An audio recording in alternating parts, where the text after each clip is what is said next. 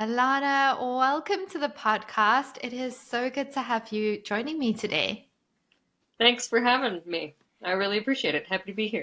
It is such a pleasure. I've been looking forward to having you on the podcast because you have such a inspiring story about how you just kind of got this idea of your jewelry business and launched it. And I obviously have worked with so many jewelry owners over the years, and you have what not a lot of people have, which is just like that grit and like that determination and that I'm going to just take action. Like you're very into action taking.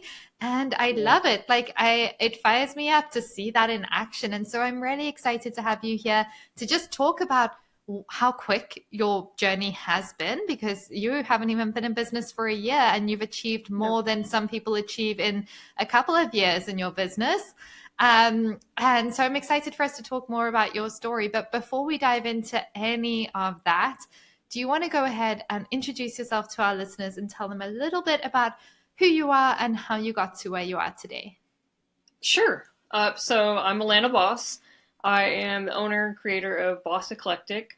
It is a right now polymer clay and gold plated jewelry line that I started mainly because I'm allergic to everything but gold. And I don't like heavy weight. So if I got a really cool pair of gold hoops and they were gold plated so I could wear them. And then I got them home, put them in my ears, and it's just immediate pain. So I can't wear them.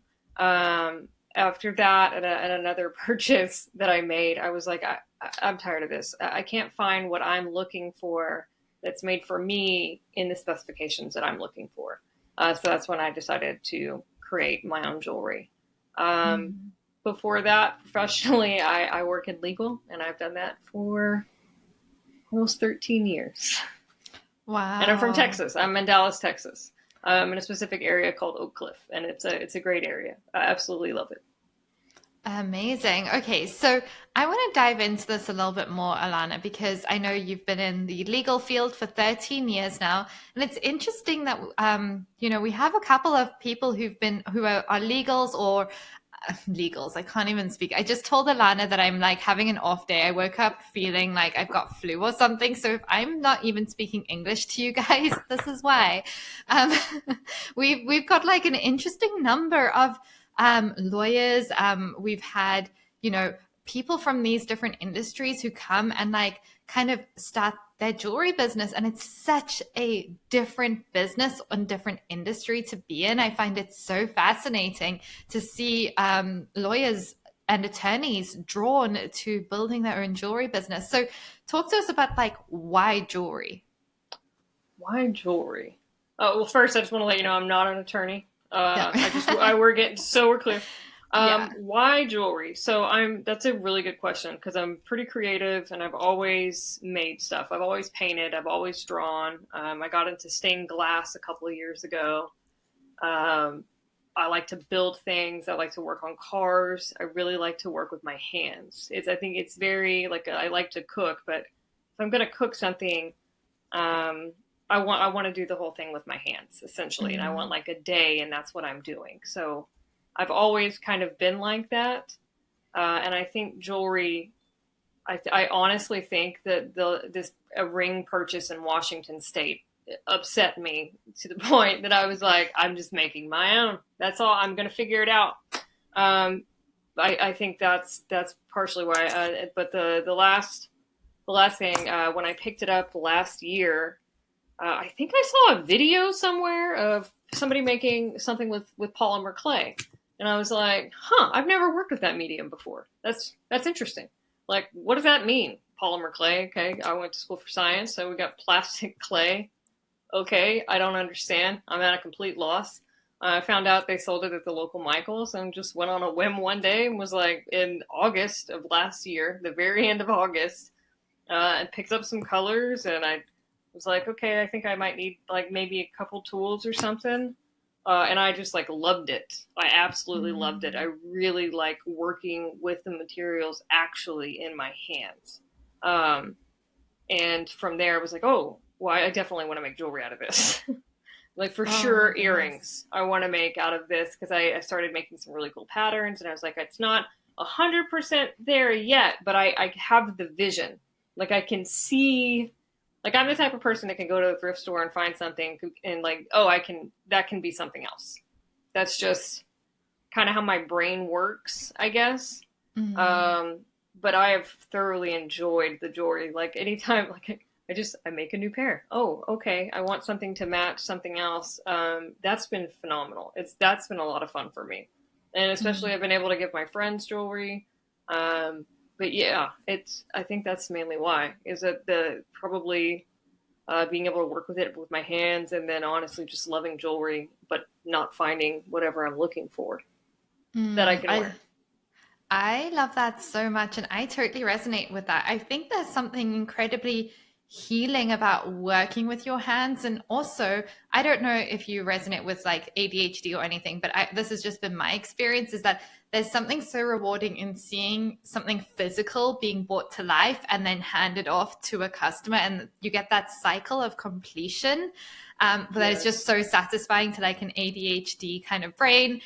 Whereas like when we're working on digital things where it's just paperwork and stuff, it's hard to see that sense of completion in the same way. It's just not as satisfying.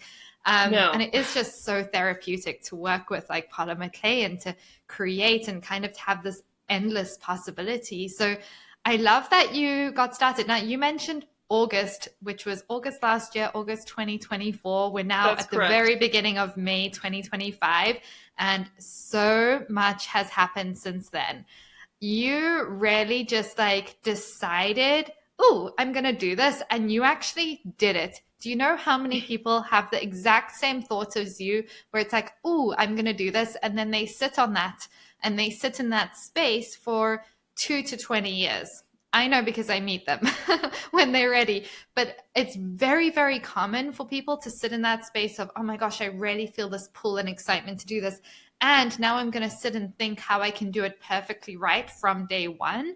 And instead, you just like started taking action so quickly. I think you joined us in the JBA. Was it 2 weeks after you came up with the idea? Yeah, it might have been three because I had just gotten either my LLC application in or I had just gotten it back. It's like I Yeah. immediately was like, let's legitimize this. Yeah. I love That's it. the legal side coming out where I was like, okay, let's go ahead. But also, yeah, I knew this is going to be more than a hobby. Like this isn't something I'm going to put down for a really long time. Mm. And Okay. it just knew that. So, what's your advice to someone listening who's maybe where you were a few months ago and they've come up with this idea and this concept of this jewelry business they're wanting to bring to life, um, but they're struggling to take that first step? What would you say is like the first step that they should take in bringing this business to life based on your experience? First, make sure if it's something that they enjoy. That's the number one thing. Make sure it's something that you enjoy. Um, and the second part, so after I decided I enjoy, the second part was I'm gonna make a commitment to stick with it. Like, so not only do I enjoy this, but I can see that I can make a business out of this. I started looking around, thinking about how many humans there are on the planet, and all of the ridiculous things that I've seen, just in general, and in life. And there's actually a quote from my favorite podcast, which is My Favorite Murder with Georgia Hardstark and Karen Kilgariff. And Georgia gives a piece of advice in there, and it's bigger dummies than you have done it, Yeah. essentially. And I was like, I have seen some things. There's no way I can't do this. There's just no way. So that's the thing is I would say is that just do it. Just do it. I mean, what's the worst that's going to happen? Yeah. That I guess is the that's kind of best it. advice. That is the best advice. And it's so, so true. I mean, we've all, like, the reality is there's people out there who have less experience than us, less knowledge than us, less confidence than us, less talent, less skill, less design skill, um, less charismaticness, and they are doing better in business than us. Like Oh we yeah. all have them. Like it is possible, but what a lot of these people who are really successful have is they have that conviction. and they go all in on what they believe, and they go all in on what they're bringing to life. So I'm so glad that you just, took that action. And one thing I felt with you from the very beginning, Alanna, is your conviction in what you're building and what you're doing and the jewelry you're putting out there. Even though you're still in those early stages, a lot of designers hold back from talking about what they're doing. They hold back from talking about their business. They hold back from like telling people in the line at a grocery store that, oh my gosh, these are my earrings. I actually make them. I sell them. Do you want a pair? And what I've heard from the conversations we've had on calls and stuff is that you, even though it's not your natural, it doesn't come naturally to you. You're not like some extrovert person who just wants to chat to everyone. From what I hear, you've really just like felt the fear, felt the discomfort, felt the like, oh my gosh, this is not how I normally act. And you've gone and talked about it and sold and reached out to stores, and you have taken action with that. Oh, that's correct. Definitely not my normal habitat or self, I guess. Yeah, I have a really hard time with like compliments and telling people, about my goals and dreams, etc. Until this process, until I started this. And I don't know exactly when the switch occurred, but it happened sometime after I picked up the clay. That I was like, I need to tell people what my dream is, because I have another saying. It's, if you don't ASK, you don't GET.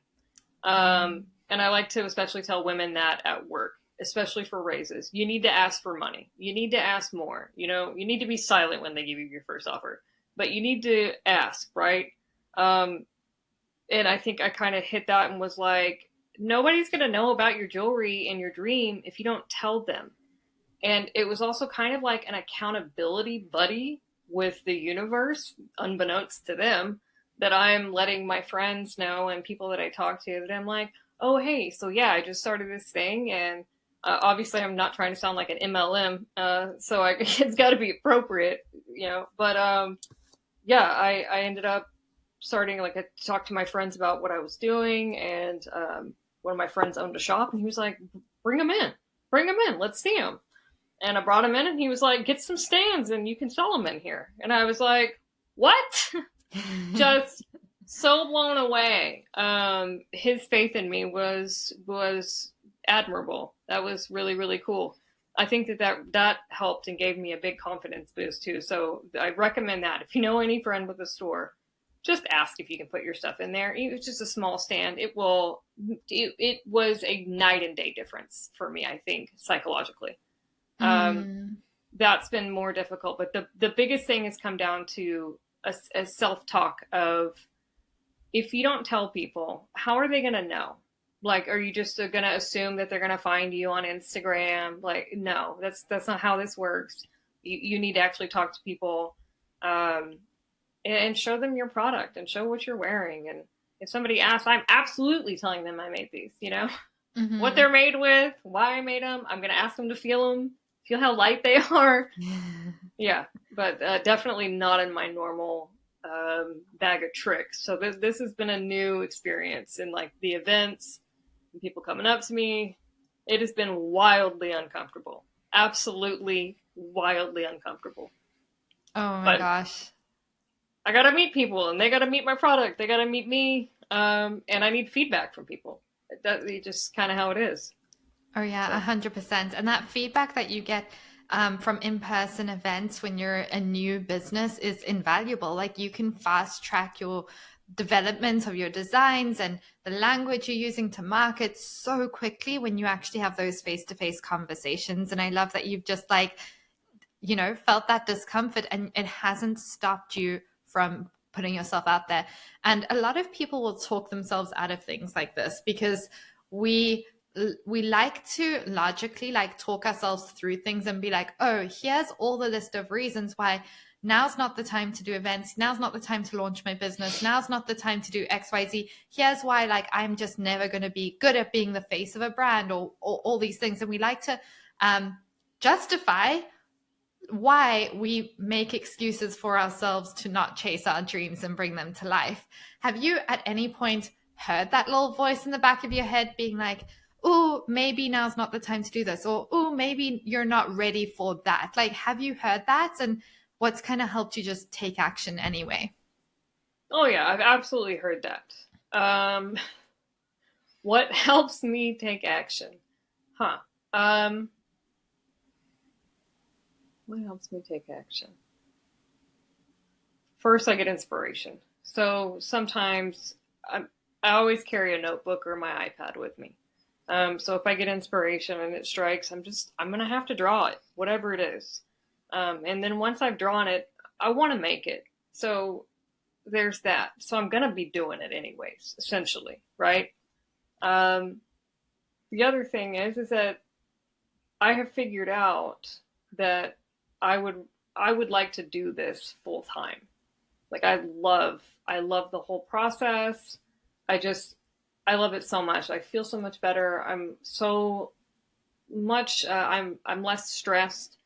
So I think that that also helps motivate me. Is I need it to work just so that I can support myself Mm. and leave my corporate. So that's another motivation as well. But yeah, I'm really inspired, and I'm gonna just keep creating either way. I love that so much. And you have such a powerful why, which again makes such a big difference. And I can hear just from when you talk about this, and this is not just on this podcast, this is like for the months that I've spoken to you and talked to you, you can just hear that for you, it's like, I'm going to find a way to make this work and I'm going to do it. It's not like, oh, we'll see if, and like maybe. It's like, oh, we're doing it and it's just a matter of when. And Yeah. I really admire you for that. So, talk to us a little bit about how you're building this business and you're getting your stuff in stores, you're doing events, you have your website, like you're building your social media presence, building your email list, you're doing all these things, and you have a full time, serious job. Like it takes a lot of headspace. How are you managing all of this? Uh, difficultly. Yeah. Not well. Um, so it depends. Lately, it's been a little haphazard, but I did have an excellent schedule where I would get up early and then work on my jewelry first thing in the morning, which is awesome. Mhm. I'm actually a night owl, but that helped Monday through Friday to kind of set my mind for the day and be like, okay, I got the creative stuff out of the way. I got to do my fun, right? Essentially, Mhm. and then that's a lot easier. I'm getting back in the groove of that. We've had just some family emergencies lately, but I mean the Monday through Friday job, it is very emotionally draining. It is physically draining. Um, and you just have to find stress. Like I do meditation, I walk, um, I do all sorts of stuff that I just to de-stress and to like recenter myself. And I have to, even if it's just a hot bath, you have to do things for you that make you happy. Like I went to the country this weekend. It was a rough week, and I went to the country and saw my family on Sunday. I might have blown up a pinata with tannerite. So I have hobbies. So, but like I do things to de-stress and like ride the razor around the property. But I have to have those de-stressors. I absolutely do. Otherwise, it's not possible. It's not tangible. Yeah. A What would lot your of vitamins and advice? sleep. A lot of vitamins and sleep. What's your Yeah. advice for someone who's listening to this who is in a like full-time heavy corporate role where it's like, yeah, those jobs are emotionally draining. They take so much of your time and energy and headspace, but they really want to build this business for a similar reason to you. Maybe it gives them a deep sense of purpose, maybe it's financial freedom, owning their time, and they are struggling to like give themselves permission to go all in on this business because right now going all in would look scrappy and messy and like little time pockets throughout their week. What's your advice to them? Oh, you're not going to get good unless you start. So, I mean, you might as well start. Like, Mhm. for you need to go ahead get that social media account going. You're gonna make mistakes, fail often, I say, but start now. another big thing that I'm about is we're not guaranteed tomorrow. And I would be royally upset with myself if I didn't try to chase my dreams right now. There's just I see too much of I wish I would have done this, or like I don't want regrets. So I don't know, but that would be probably like a piece of advice I would give is we're not guaranteed tomorrow. So if you want to do something, start today. Even if it's small, even if it's designing a logo, or coming up with the jewelry name, a business name. I mean, don't take too long though, but I would just start as much as often. I mean, it's sorry, my tongue. I'm thirsty. All good. But yes, start as soon as possible. You get hit by a bus in a week. You would have at least done something towards your dream before then. Oh my gosh. So funny. That is great advice though, Alanna. And I think of this all the time as well. There's two different perspectives that I think of, which is first is 80-year-old me sitting on a bench, watching a sunset and looking back on my life.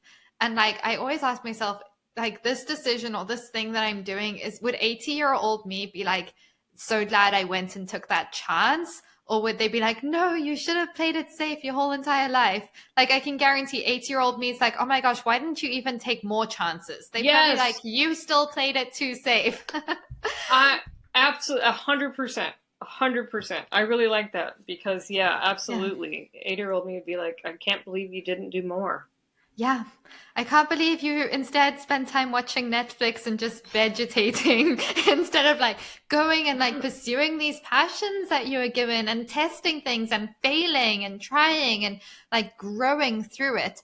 And it kind of brings me to one of my favorite things about entrepreneurship, in my opinion, is the personal growth that you go through. Because in my experience, growing businesses, especially a jewelry business where you're learning to take up space and use your voice and find that creative side of you, there's so much personal growth. And I can see when I look back on my journey, very definitely different versions of myself that I evolved into through building businesses. Have you experienced can you look back on before you started your business versus where you are now? Do you see a shift in how you're showing up in life? Have you noticed that? That's a good question. I definitely have noticed a shift. But there was also another change. So it was a combo. I also left a position I did not enjoy. Yeah. But yeah, absolutely. As far as talking to strangers, I would say I've definitely gotten better at that. Still not the best at speaking to people I don't know or in general, but I definitely don't have the same issues as bad as I did, I would say. Definitely more confident, way more confident. At the beginning of this, I was am I insane? Have I lost my mind? Am I in the middle of a midlife crisis? Am I having a breakdown? What's happening, right? I mean, because you got to ask yourself. You have to ask yourself. Somebody has to ask the question. So I did have a lot of questions like that. But yeah, so I mean, I don't really have those questions. I mean, mental breakdown, yeah, sure, but not midlife crisis or things like that. I'm trying to think. Definitely confidence. I can't believe how much I've learned technologically. Also, government processes, all sorts of things that I wasn't aware of. Just in the last what is that last 9 months, I have learned a ton. So I've also just learned a lot of information about business and things that I've never known because I didn't go to school for business, so I absolutely no clue. But yeah, I've learned definitely a lot, and that's definitely helped my confidence. I love that. Yeah, it's insane how much you learn on a daily basis in entrepreneurship, no matter how many years you've been in it. It's crazy to me. But I love that. So, Alanna, you've been in the JBA for, I think it's coming up for 8 or 9 months now. We'd have to do the math. which is crazy. I know, so crazy. So, can we do a little throwback to before you came into the JBA? Do you remember how you were feeling before you joined us? What challenges were you facing at that stage? You were brand new. You'd just come up with the idea for your business 1 or 2 weeks before, or 3 weeks before. How are you feeling? What challenges were you facing at that stage? At that stage, I felt like I was facing everything. I didn't know where to start. I didn't know what to do. I didn't want to do anything wrong. I mean, everything was a question mark. Where do I start? What order? Is there an order of something? What are the steps that I have to take here? Um, it was a lot. It was a lot, and that's why I joined the JBA, because I was like, what I don't want to do is miss something that is going to cost me a lot down the road that I could catch now. That's awesome. That's just another thing. I'm big into insurance. So, yeah, that was something that I was like, there's just too many variables. There's too many things to file. There's so many steps. There's social media accounts. Well, and which ones? Which ones do you go to? What times of day do you post? Is there an algorithm to follow? Like, I don't really know. I'm a bad millennial. I don't know a lot about social media. A lot of it I've learned since the beginning of this. Um, but it was all of those questions. And, is there an app that can combine these, or just all, I have no idea. No idea. Mm. Like how to name, trade, do I do a business email? What kind of physical address do I need? How do I do shipping? I don't know how to do shipping. I have no idea, right? So when I say it was across the board, it was across the board. How do I price things? What about taxes? Everything. Mm. I love that you shared that because you're so like not alone in feeling that way. And it's it's like learning a whole new job, but like not being handed a handbook essentially. So you obviously Yeah. came and joined us, but was there something that made you almost not join the JBA? Was there something that almost made me not join? Asking the hard questions. No, it's a good one. It's a good one. I'm trying to think. I want to make sure I'm not like, no, yes. I genuinely, anything that almost made me not join.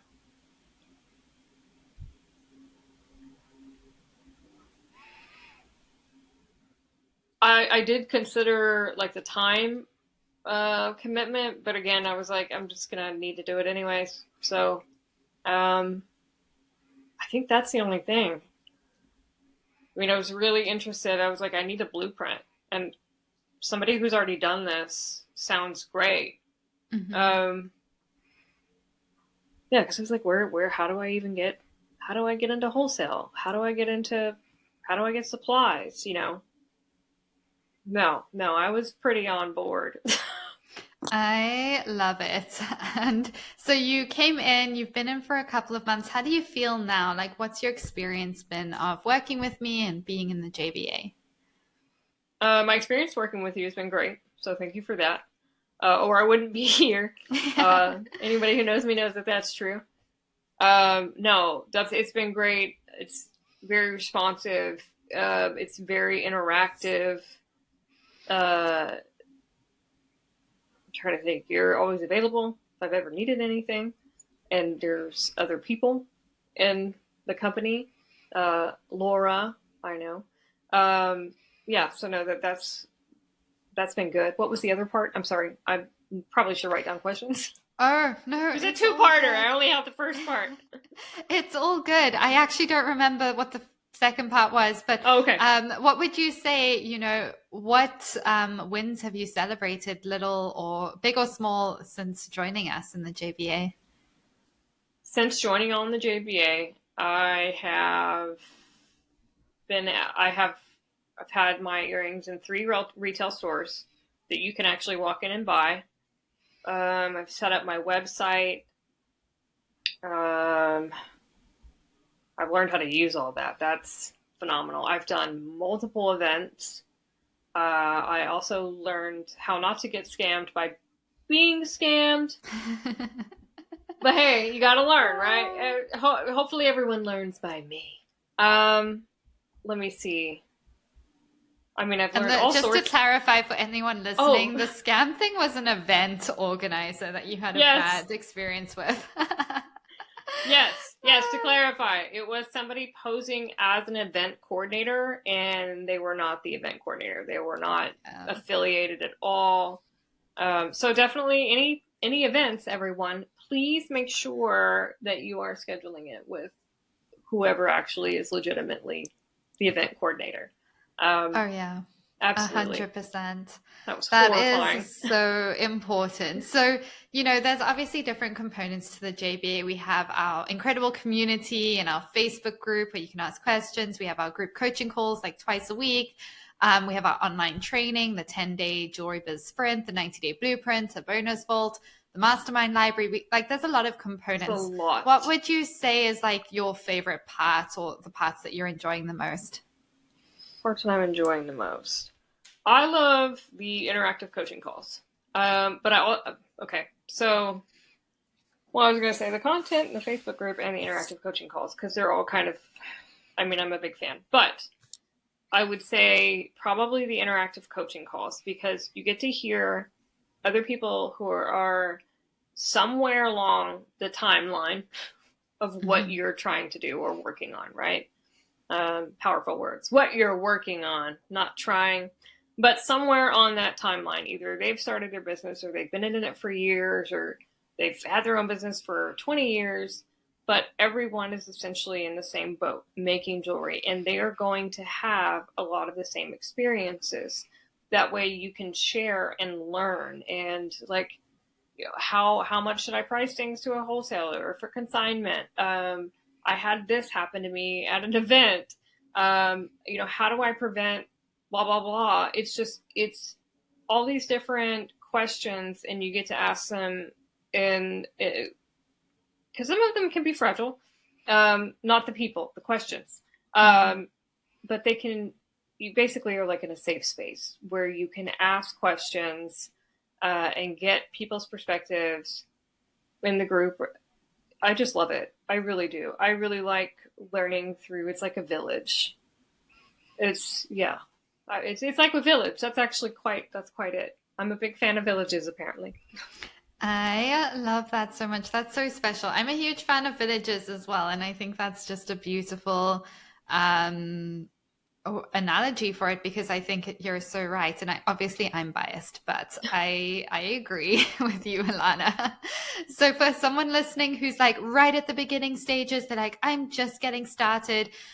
What often happens for brand new jewelry business owners is they think to themselves, you know what, I need to put in 2 years before I invest in support. So they just don't allow themselves. I see this time and time again. What would your advice be to them if they're thinking of joining us, but they're like, no, you know what, I need to put in the work for 2 years before I come in? Because it's that thought process of like, I need something more established because, I don't know why, but that happens a lot. Okay. So that would kind of be like, this is a bad analogy, but it's what I got. That would be like moving from a low elevation to the mountains, and trying to bake and not look at Google, and just using whatever recipe book you had from before. All it would take is a little bit of Google to know that you need to adjust the temperature to account for the elevation. And I mean, you can try to make the best sourdough you've ever had, and you can try and try for 2 years, but until you look that up, go and try to find some content, or find someone that tells you, hey, you're doing this wrong. It's, the oven temp is supposed to be this. I know it's a bad analogy, but the whole thing is, I was afraid, and I found some things, and I wish I would have written them down because they would have been perfect for this moment. But I found some things that I was afraid of. If I did that, what if there's something so silly simple, right? That would have made a huge, huge advance, either a time saver, a money saver, a knowledge saver, something that I would value greatly in the program. And I did find one, I know I found one thing that I'd already done, and I was like, blast. I was annoyed with myself. But there have been other things that I was like, I am so happy that I joined, and I really wish I would have written them down. Um, because that was my big thing. Is I was like, even if it saves me time, if it saves me money, essentially you're learning a lot of tips and tricks of the trade from people who've been there before. Um, so yeah, I mean, I try the sourdough out for 2 years in the mountains, I guess, is my advice. I love that analogy because I'm a huge fan of sourdough. So Yeah, I I'm was all like, for it. I think I need more bread. I love it. So you've obviously been in business for like 9 months now. Is it the 8-month anniversary, or are we in the 9-month, or where are we? Sorry, guys, we're doing finger math right now. Finger math. 8 months. 8 months. months. Okay, We're what in the would 8 you months. say has been your biggest lesson that you've learned in the 8 months of building this business? The biggest lesson that I've learned in the 8 months of building this business.